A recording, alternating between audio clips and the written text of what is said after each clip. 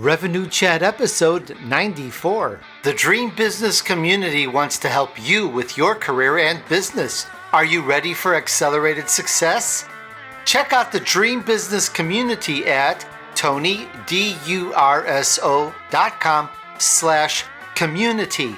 According to Leslie Pappas, author of the book Cashing In Tax-Free, real estate investors can make one decision that creates more profits in selling their property and creates a tax-free retirement cash flow. She educates accredited investors how to grow a new and diversified portfolio using alternative real estate investment. Leslie tells us how to cash in tax-free next on Revenue Chat.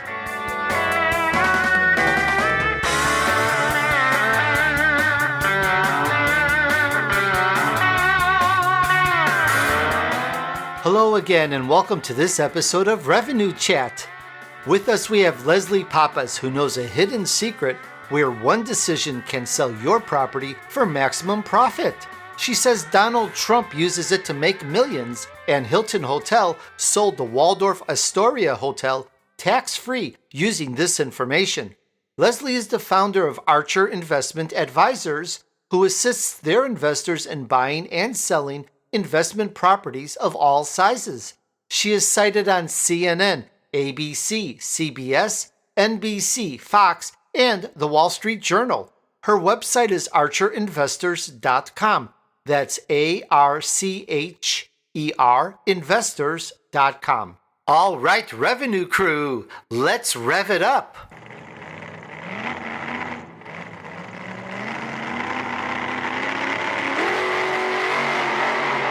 Get ready for Leslie to show us how to cash in tax-free. Here we go. Hello, Leslie. How are you?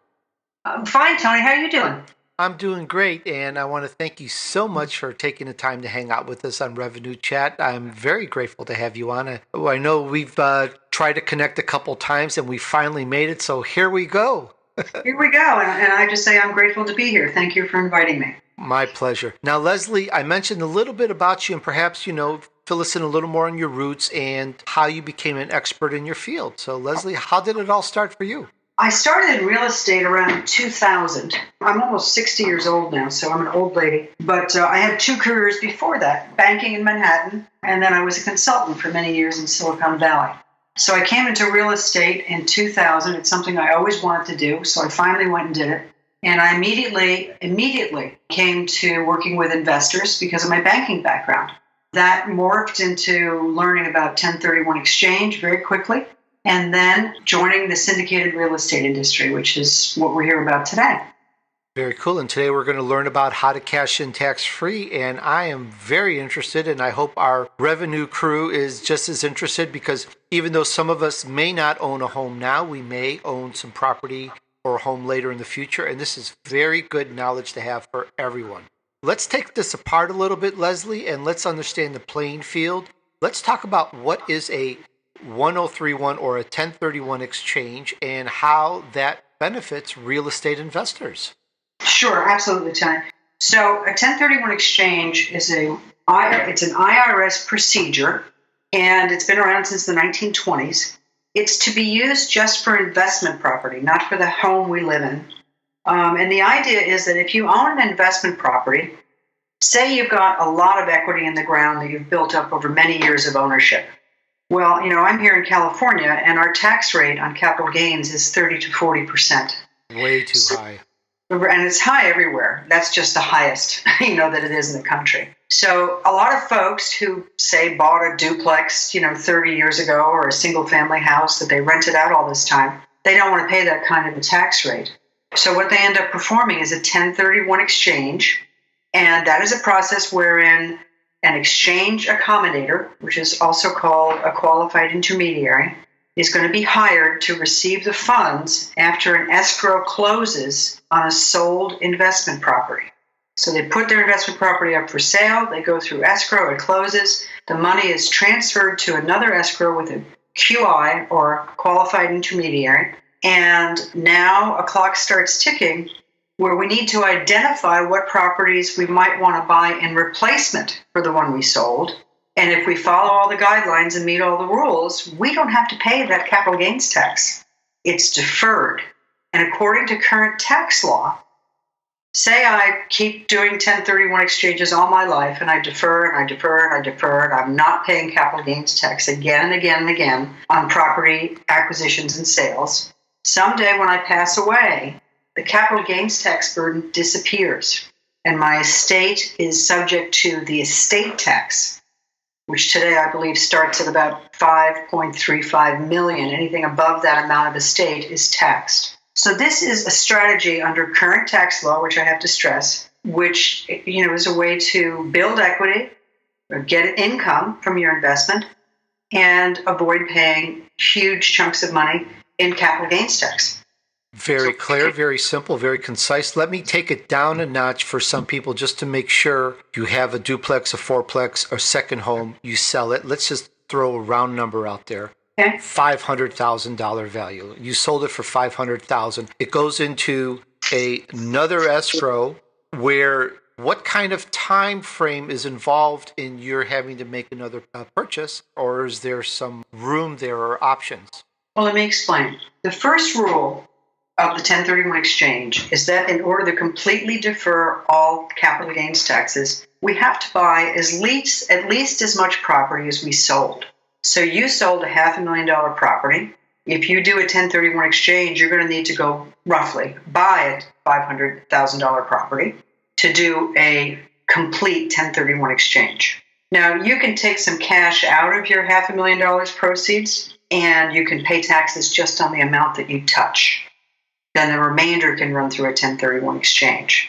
But buying as much property as we sold is how we defer all capital gains taxes. And let's just stick with this one topic for a second. If your $500,000 property that you sold for $500,000 had a $250,000 loan on it, you're going to have proceeds. Let's just get rid of commissions for this hypothetical. You're going to have proceeds of about $250,000 when you pay off your $250,000 loan. But because you're doing a 1031 exchange, you have to buy as much property as you sold. So when you buy replacement property, it's going to need to have a $250,000 loan on it for you to have an even exchange.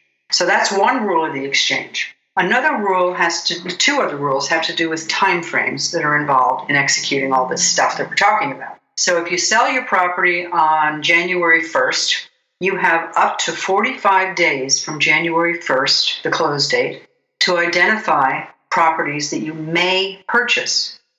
You don't have to purchase all the ones you identify, depending on the rule you use for your 1031 exchange, but you have to purchase something to do an exchange. And you have to execute that purchase within 180 days of the close of escrow of the sold property, the relinquished property, we call it.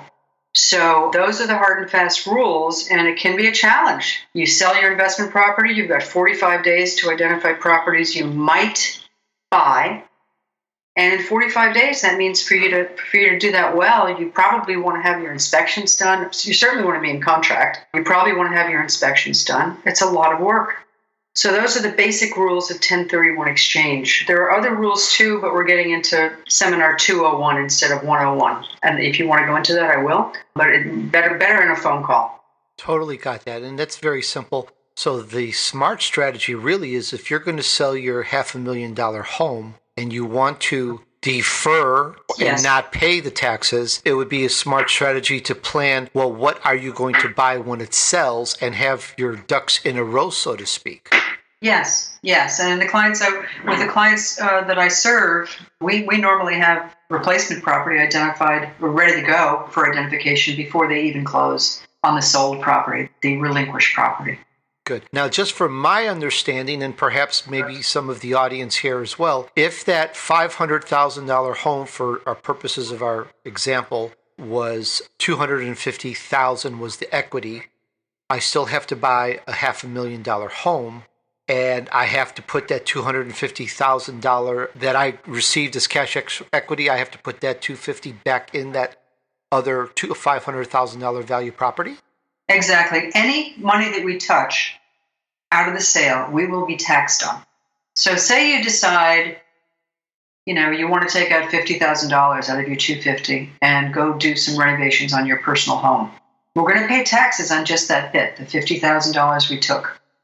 And in California, we're going to pay somewhere between 30 to 40% capital gains tax rate. The remaining $200,000 of equity will flow through an exchange where we're going to buy a replacement property. Now, we don't have to buy $500,000 of replacement property at this point because we just took $50,000 out. We have to buy something less than $500,000, but we still have to use all the money to not be taxed on it. So the key is using all the money. So if we take out the $50,000 and we've already included paying the tax portion of that, we have $200,000. So then really we only need to invest that $200,000 back into another property of any value. Yeah, exactly. Oh, beautiful. I got it. Yep. Very clear. Excellent. Now, was there anything more you wanted to say on that?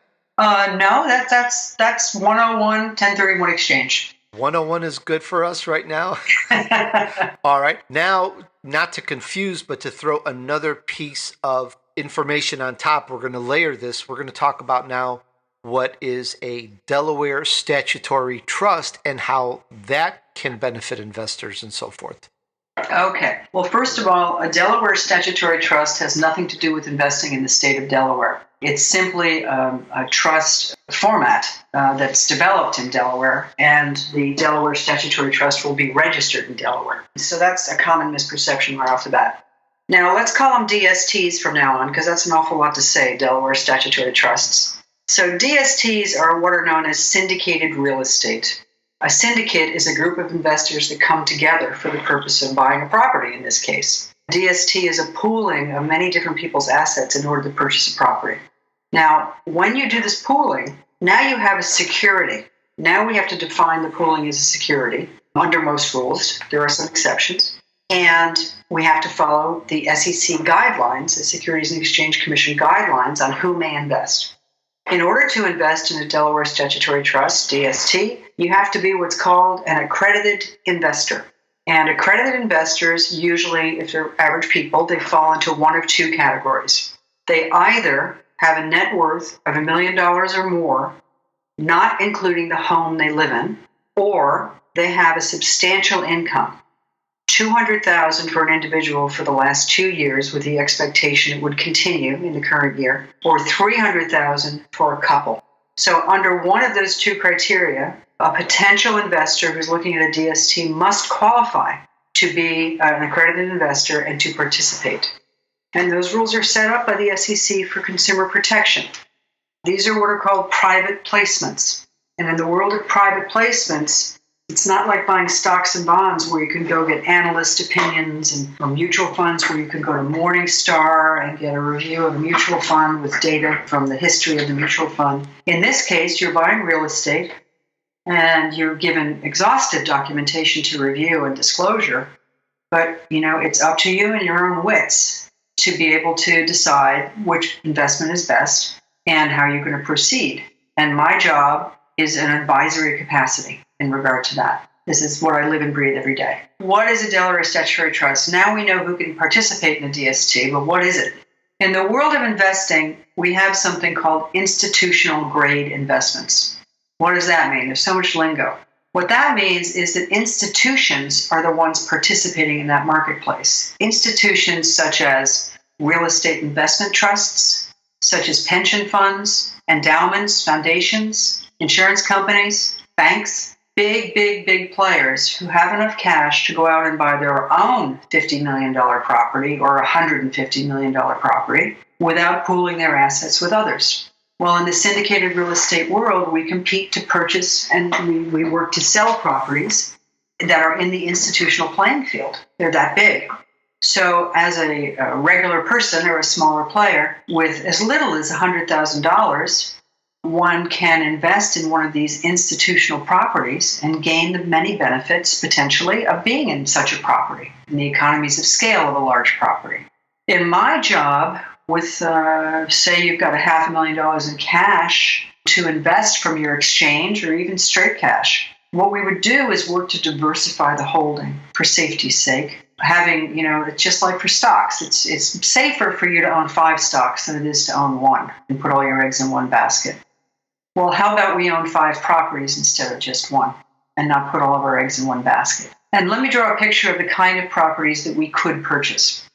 First of all, in my mind, the safest bet is for the growth of equity and for a reasonable cash flow is multifamily investing. Large multifamily projects, say 200 to 400 units, typically Class A, almost always, but there are some Class B offerings. Maybe a brand new property that we're going to buy after it's leased up, and we're going to own part of it by investing $100,000 or more, along with other investors. So we might have one multifamily with our $500,000 cash that we own in Atlanta, suburban Atlanta, and we might have another one in Dallas, and we might have another one in, God knows, DC. And then we might go buy a different class of commercial real estate. Maybe we'll buy an office property to diversify, or maybe we'll buy a retail property, a large shopping center to diversify. And the last category for diversification that's quite popular today are portfolios of properties. And the portfolios can be made up of things such as Walgreens, dollar stores, Family Dollar, AutoZone. These are called triple net properties. I'm getting into some details here, but triple net properties can provide pretty good certainty of cash flow if you diversify your holdings and don't put all your money with just one company. The Dream Business community wants to help you with your career and business. As you know, jobs can be fickle. Here today, gone tomorrow. And owning a business has its own frailties. Bloomberg says 8 out of 10 entrepreneurs fail in the first 18 months. A Harvard study says 3 out of every 4 venture-backed firms fail. There are other sources with shocking figures of their own, which all point to one very conclusive point. These are scary times we live in. Let's help you in the Dream Business community. Yes, you, even if you have disabilities. Let's try to give you the information you need now to boost your career or business. I'll be there every step of the way, helping you, along with other experts in many industries. Are you ready for accelerated success? Check out the Dream Business community at TonyDurso.com/community. That's TonyDurso.com/community. And we're here with Leslie Pappas talking about cashing in tax-free. Her website is archerinvestors.com. So I have at my access, I have portfolios of these triple net properties that the investor can also buy into with as little as $100,000. And the portfolio might include 20 properties. It might include 10 properties. So now we have another way of instant diversification, which is good for the individual's portfolio. So that's the big picture. That's what we're buying. The properties are managed by institutional grade property management firms and asset management firms. And an asset manager acts as if they're the owner themselves, making decisions regarding the property, making decisions to keep or fire the property manager, deciding when to sell, watching the local community for competition or opportunity.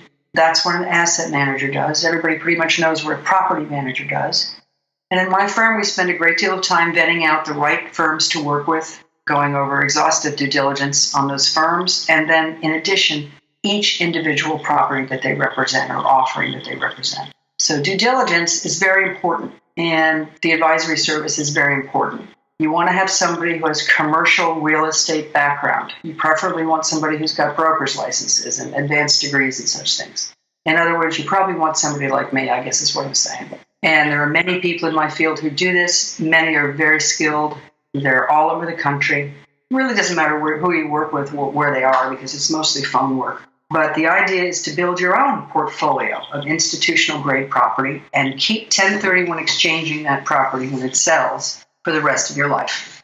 Okay. And Leslie, that DST, the Delaware Statutory Trust, that qualifies under the 1031 exchange because you're reinvesting back into real estate. Is that correct? Exactly. There was an IRS revenue ruling done in 2004 that paved the way for DSTs to be acceptable as 1031 exchange alternatives. A previous legal format that we utilized was the tenant in common, TIC. Back in the 2000s, most of the offerings were structured as TICs, which have a very different sort of format to them. And I think that would be overcomplicating matters here to get into that. But the revenue procedure for TICs came out in 2002, for DSTs in 2004. And from those IRS guidelines, an entire industry sprung forth where average people could invest in these kinds of properties in 1031 exchange. And I shouldn't say so average. I mean, you do have to have a high net worth or a high income. So it is for wealthier people. I see, Leslie, and I'm going to ask you and discuss real estate planning in just a moment, or discuss more of it, because this is, in a way, I said real estate planning, I mean estate planning. This is estate planning in a course, and I want to talk more about that. But on that DST, if someone goes in with their funds, whether they have the funds available or from a sale, are they able to go in with other large corporations? You mentioned there's banks and other institutions that have all the funds that they need to buy the property on their own. Would one be going in, or can one go in with them? And this how they also work, by diversifying amongst multiple properties? Well, the institutional players like pension funds and foundations, they certainly diversify. They have billions and billions, trillions of dollars in their portfolio to invest. We are not investing in the same properties right alongside those sorts of organizations because they can buy the property out themselves. We're investing along with other, usually 1031 exchange investors. That's the bulk of it, really, who've just sold a property and want a hands-off, totally worry-free, no management headache type replacement property. So I didn't mean to confuse. We're not investing alongside of a bank or a pension fund. We're investing in properties similar to what they buy for their own portfolios. All right, well, thank you, Leslie. All right, that's very interesting. Let's get more into estate planning. It's a broad field. I'm not even sure of all the questions to ask what a common person would for the 101 class, and maybe you could help kind of lead the way. And let's go into a little bit more of the other part, or if that's the right way to say it, Sure. More in-depth estate planning. There we go. Sure. Well, the idea is if you own investment property and you perform a 1031 exchange, you're buying other investment property in replacement. And someday that property is going to sell. And then if you perform another 1031 exchange, you're going to again defer all your capital gains taxes, in other words, not have to pay them. And you're going to go buy other investment property. And if you keep doing these sequential 1031 exchanges for the rest of your days, according to current tax law, the entire capital gains tax burden disappears at your death. Your heirs inherit the property at its market value as of the day of your death. And if there is any tax to be paid, it would be estate tax, not capital gains tax. And that's only for very, very, very large estates, well over $5 million currently. And these laws are, they're always looking at changing these laws, so we never know what's next. But that's how it currently stands. So this is a way to build equity over time. You're going to, instead of paying the government, in our example, we were going to pay the government initially $190,000. We're going to keep that money and invest it.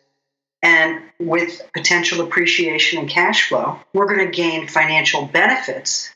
And if all goes according to plan, it's going to grow over time. And the next 1031 exchange we do will be for that larger amount of how it's grown over time. And it keeps growing and growing and growing. At least it has in the past.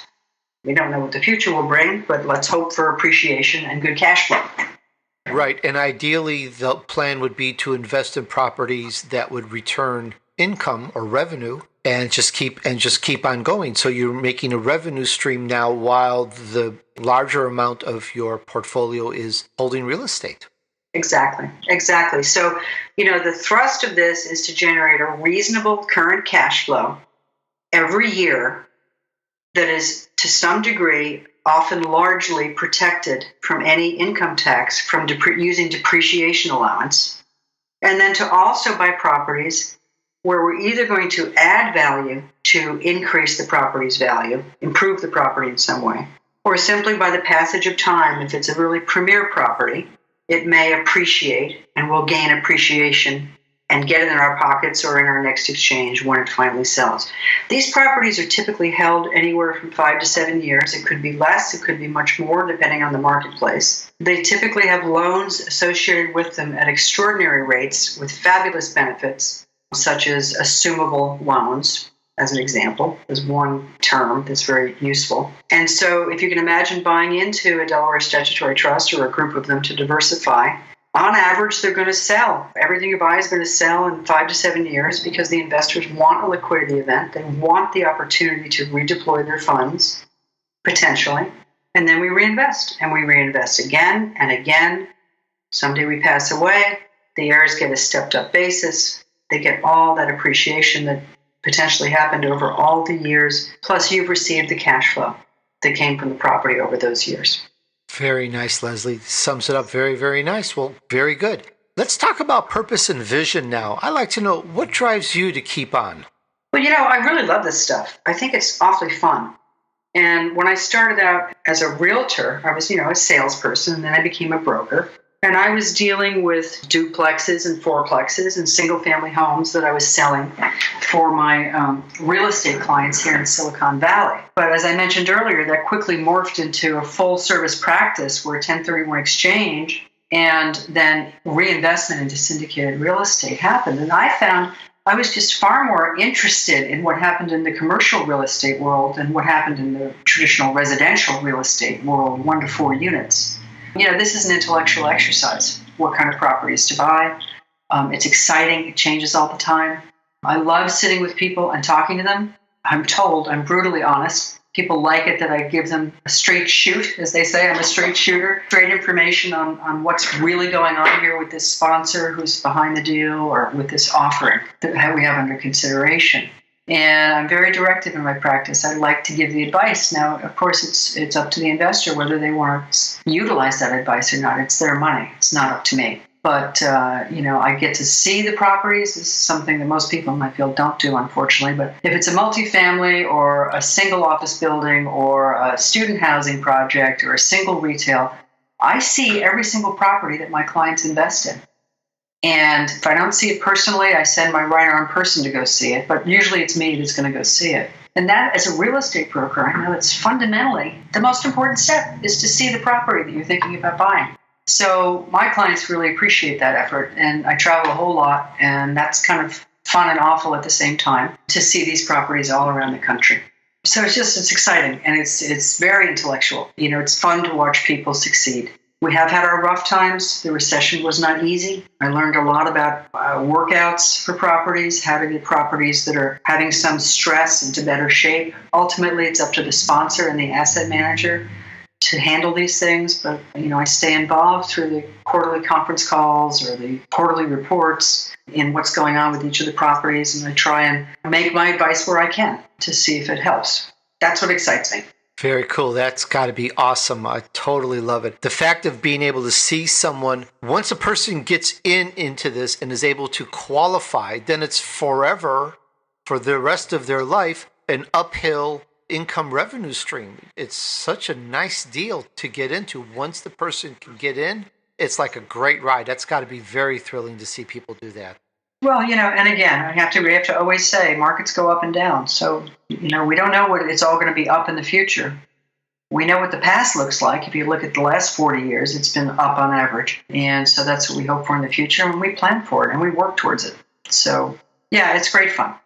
Well, very cool, Leslie. We are close to wrapping up. Is there anything else that you would like our audience to know about, please?